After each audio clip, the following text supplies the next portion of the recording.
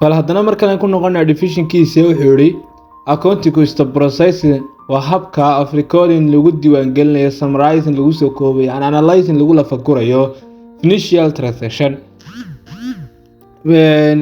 mowqicaadka ama dhacdooyinka maaliyadeed ee dhacay to help si looga caawiyo individual shakhsiyaadka or organization ama kompaniyada manage their money and make informed decision. يعني maamulkii iyo maareyntii maamulayay lacagaha sidoo kalena habeenayay informal ku sameynayay decisionska ama go'aanada. Thinking of its wuxuu ku leeyahay sidoo kale thinking of a way to track where money comes from and where it's go. يعني sidoo kale inay ka fekeraan wadada halkay lacagtu aadayso ama lacagtu halka ka imanayso iyo lacagtu halkay aadayso. marka saddexdaas dhowrkaas ka koobanaya accounting circle-ka waa artan government, financial, managerial, cost, taxing, auditing waa qaybaha way waxa jira accounting governmental mid waxa jira financial mid waxa jira managerial mid waxa jira auditing mid taxing mid cost mid walbana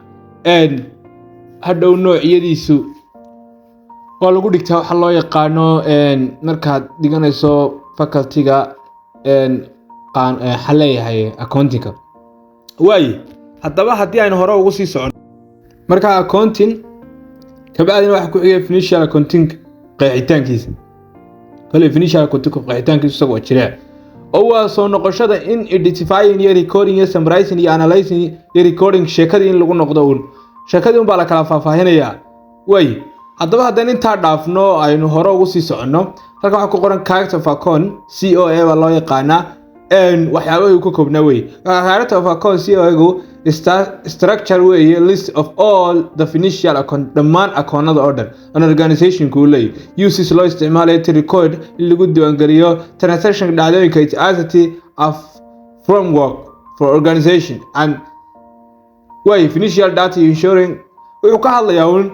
waxa xirtan waa xirtii uu ku leeyahay asaasiga u ahayd COA characteristics sifooyinkii lagu talagalay in lagu diiwaan geliyo asset liability equity revenue expenses badana akoona ku soo kordhi kara jira laakiin akoonadaas akoona si hoos imanaya asset ka cash account ba hoos imanaya dib ay gaarka doonaa cash account receivable inventory equipment waa lacagtii caadiga ahayd waxa weeye magaranaysa lacagtii inoo maqnayd ee deynta ahayd waa inventory meesha loo yaalay yani alaabtii iyo equipment qalabadii liability ga dhowr ba hoos imanaya account payable-kii deyntii inaga inagu maqnayd lieniskii accrued expenses qarashaadkii sidoo kale equity-ga waxa hoos imanaya owner capital-kii lacagtii lagu bilaaway return faa'iidadii shareholders equity saamilayda lacageedii revenue-ga waxa hoos imanaya sales revenue iibkii lacagtii aan iibinay wixii aan iibinay faa'iidadan ka helay service income-kii xalay service income-kii adeega lacagtii naga soo gashay ku leeyahay interest income-kii expenses-ga waxa hoos imanaya rantigii kiradii utility-gii salary-gii iyo depreciation-kii qiimo dhici halka imika inta akoonad ku artan shanta akoona ku soo siyaadi doona akoonadu way badan doonaan ma garanaysaa hadba dukaankaagaas ama ma garanaysaa shirkadaada ama ma garanaysaa hay'adda administration-ka meesha maalinka laga shaqeynayo akoonadeeda ay xaadir kala tahay ee ka dhalanaya marka ayaa la isticmaalaya marka chart of account-kan wax kala ma aha waxa weeye waa akoonada rasmiga kuwane ee lagu dhaqmayo akoonadaana waa si guud shantaasi mid walbana waxba hoos imanaya asset-kii go'ka tusaalaha soo qaaday cash-kii account receivable-kii inventory-gii equipment iyo waxyaabo la mid ah way liability-gana maxaa hoos imanaya account payable-kii lieniskii accrued expenses-kii yani mid walba mid waxba ka sii farcamaya way kana wuxuu ka hadlayaa waxa weeye account name-kii akoonadii imkaan ka hadlaynay hoos imanayay sidoo kale financial statement-ga ay ka tirsan yihiin group-ke subtitle group-ka ay leeyihiin marka tusaalahaan mid hadda soo qaadno banking check account baa ugu horeeya waxa ku xiga financial statement-ga uu ka tirsan yahay balance sheet waana de current asset buu ka sii tirsan yahay kabacdina waxa loo gudbayaa subtitle-ka group-kiisa oo cash and cash equipment qaabkaas u soconaya waxa halka ku yaalo dhan waa akoonkaasi warbixinta maaliyadeed marka la joogo meel buu ku biiraya ama wuxuu ku biiray income statement ama balance sheet kan balance sheet dhammaan akoonadii balance sheet ka dhan weeye oo ma garanaysaay walibana current asset kiisi ama long term asset kiisi waxyaabo la mid ah haddii hore ugu sii socono qaladan ka ku xigtay waxay ka hadlaysaa ledger and sub ledger ledger ku akoonka weyn ee la isugu ururinayo hadhow marka la xisaabinayo akoonada oo dhan sub ledger ku waxa weeye akoon yar oo hoos imanaya imka hadii horta marka hore sharaxaad eegno ledger content wuxuu ka koobay an overview oo zamadi iyo copies of financial information warbixinta maaliyadeed for the entire business shirkadda ganacsi sub ledger ku waxa weeye content wuxuu ka koobay detailed warbixin ama faahfaahin information macluumaad from specifically khaas ahaan types noocyada of financial activity noocyada maaliyadeed ee waxqabad organization by contact ledger iyo sub ledger way sagan wada artaa circle-kiisa ledger-ki waxa ku xeer bangigi consumer-ki vendors oo qolada wax ka soo qaadanayso inventory-guna waxa weeye waa alaabtii meesha ku taali fixed asset hantidii ma guurtada ahayd way hantidii aan ma garanaysaa in badan jirisay fixed asset loo yaqaan marka kaasna tusaalahaas chantuska uu ku bixiyay kale ledger iyo sub ledger waa koonka si guud wax lagu kaydinayo ee hadhow la isugu imanayo marka laga soo gudbo qolada loo yaqaano marka wixii la record gareeyay sheekada la soo dhaaf waan arki doonaa laakiin marka sharaxaadii guud baan ku jirnaa way mid walba meeshiisa lagu tagi doonaa haddaba marka inta ka nimaadno journal entry waxa la eeginaa marka hore journal entry shayga loo yaqaano qeexitaankiisu halkaas ku qoran tahay what the process of recording waa habka iyo hanaanka lagu diiwaangelinayo the financial transaction dhacdooyinka maaliyadeed ee the organization ee ururka ama company-ga accounting book-kiisa journal entry are the foundation of an organization account system and are used to track all financial activity systematic journal entry oo meesha ay ka bilowmayaan shaygii markaad rogrogto marka koowaad waxaad sameynaysaa waxa weeye inaad diiwaan geliso journal entry ka su'aal halka ku soo qabtay imika wuxuu yeelanayaa horta marka ugu horeysa shayga date-kiisa waa in la helaa akoon uu yeelanaya laba akoon debit ay akoon credit yani laba akoon is balance garanaya marka waa in la helaa kuwana qayb sax waa description qeexid shayga qaybta afraad waxa weeye waa current way qaybta kale waa debit iyo credit way inta hadda marka nimaadno tusaalaha waxa ku qoran ka koowaad kowdii bishii 3 2025 waxa dhacday waxa weeye in ranti expenses yani kiro kharash kiro in la inagu soo dalacay cadrein facility ranti expenses waxa ku sii qoray description-kii oo 60 kuna wata debit-ka aad dhanka kale isla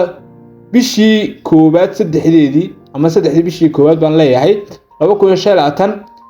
waxa inaga baxay cash oo ah lacagtii dee la inagu lahay kirada aan bixinay markii la inagu soo dalacay waka qeexitaankiisa la geliyay sagana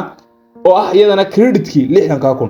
labada xalay 600,000 iyo 600,000 way isbalance garaynayaan oo markasta ujeedada laga leeyahay journal entry waxa weeye akoon markuu imaado laabudda in akoon kale la helo oo akoonkii kale balance garanaya labada akoon ama credit iyo debit bay kala gelayaan oo waxay noqonayaan akoonno midigta laga qoro ama akoonno bidix laga qoro way imika saas isu balance gareeyaan markasta waa in akoonno saas isu balance gareeyaan way hadhow waxa la isbarbar dhigayaa marka accounting equation-ka lagu fahmi doono ku xigaya qasab waxa la isbarbar dhigo liability-gi iyo equity-gi gaar la isu raaciyay iyo qoladan loo yaqaano ma garanaysa asset-ka gaar loo bi sax xilli marka asset-ku wuxuu la mid yahay accounting equation-ka lagu arki doono asset-ku wuxuu la mid yahay liability-ga oo loo geeyay owner's equity-ga oo seekadaas salo accounting equation-ka saga lagu fahmaa way laakiin tusaalahan waxaad ogaataa in ma garanaysa qaabka uu noqonayo marka wax la diiwaangelinayo journal la sameynayo inta marka hadana laga imaado waxa loo imanaya accounting equation-ka aan idin sheegay accounting equation horta marka hore waxaan eegnaa taariifkiisa ama definition-kiisa the accounting equation is the accounting foundation kaasoo reflecting the relationship xiriirka u dhaxeeya company-ga ama companiyada asset-kiisa liability-giisa and equity-giisa. It insurance that a company financial record state balance way wuxuu ku leeyahay accounting question-ku wuxuu ka dhaxeeyaa waa asset-ka iyo liability-ga iyo equity-ga company-ga dhexdiisa marka la joogo oo waxa lagu oranayaa asset-ka maxaa lagu heli karaa liability-ga maxaa lagu heli karaa owner seekadaas la galaya iminka tusaalaan asset-kii uu soo qaatay wuxuu dhahay what the company owns asset-ku waa waxa uu company-gu leeyahay falhadaday oo ah cash ka ahaaday lacag equipment ka ahaaday qalab inventory ka ahaado alaabtan aan iibinayna ka ahaaday asad-ku inaan ogaato inuu qeexitaanka leeyahay way liability oo kaalay deynta what the company owes to other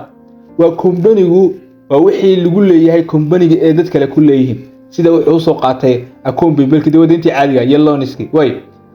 owner equity-ga shayga loo yaqaano waa maxay saw waa the owner is interested in the company waa kuwii daneynayay company-ga owner's capital return earnings akoonadii tusaalaha waana wuxuu ka soo qaatay owner capital iyo return earnings waa akoon jira waxa weeye owner equity waa qolada company-ga leh qolada company-ga daneynaysa waxyaabo la mid ah hadaba hadii aynu ku soo noqono waxa la asset-kii wuxuu la mid yahay saartaan labadii dambe liability-ga owner equity-gi ay wala mid yahay la isku daray oo maadaama la yiri what company owns wuxuu company-gu leeyahay company-gu deynta dhex taala iyo owner equity-ga wixii meesha lagu bilaabay ama ganacsiga meesha yaalaba marka la isku gala asset loo yaqaan liability-na waxa loo yaqaanaa marka owner equity-ga iyo asset kala jaro marka owner-ka marka laga jaro liability-ga waxa soo haray waa wixii liability-ga waa liability-ga marka la doonayo in la helo owner equity-ga marka la doonayo in la helana wax kala ma aha liability-ga asset-ka laga jaray saas uu noqonaya accounting question-ku marka waxa weeye isagu wuxuu ka hadlayaa waa qayb muhiim ah inaad garanayso ay tahay hadhow xisaabtaada asset-ka deynta meesha waxa la asset-ka hantida meesha ku taala inaad ma garanaysaa iyo liability-ga deynta lagu leeyahay hantida meesha ku taala yaa owner equity-ga lacagta xaq laha waa inaad kala garanayso qaybtan ku xigta wuxuu ka hadlayaa haddii hore ugu sii socono debit-kii iyo credit-kii debit-kii iyo credit-kii waa muhiim waa wixii aan ka hadlaynay akoonada marka nimka dhinacyada ahaan eegin in account debit wuxuu ku leeyahay marka debit iyo credit-ku are fundamental asaasi ahaan concept waxay ka kooban yihiin iyo usage-kooda loo isticmaalayo waxay ka kooban yihiin sida loo isticmaalayo to record transaction weeye in lagu diiwaangeliyo dhacdooyinkii the double entry-gii loo yaqaanay ama bookkeeping system insurance the account equation remaining balance debit iyo credit waa inaad ogaataa laba account oo is balance garanayeen yihiin debit waxa aada laba account waa asset iyo expenses credit waxa aada liability revenue iyo owner equity akoonada debit-ka iyo credit-ka waxa lagu oranayaa debit-ka waxa ka kordha asset-ka yaani marka tusaale ahaan hanti ku soo gasho hantidii marka doonayso inaad diiwaangeliso debit baad ka bilaabaysaa hadii kharashaad ka baxay marka aad doonayso inaad diiwaangeliso debit baad ka bilaabaysaa halka marka kharashkii uu ka yaraanayo akoonka kale iska balance garanaya credit-ka u kaalay credit-kii marka liability-ga deyn tusaale ahaan ay ku soo galayso yaani deyn adigu aad qof ka soo qaadanayso ay ku fuulayso meesha ay ka kordhiso waa credit-ka aad ka diiwaangelinayso revenue dakhli baa ku soo galay faa'iido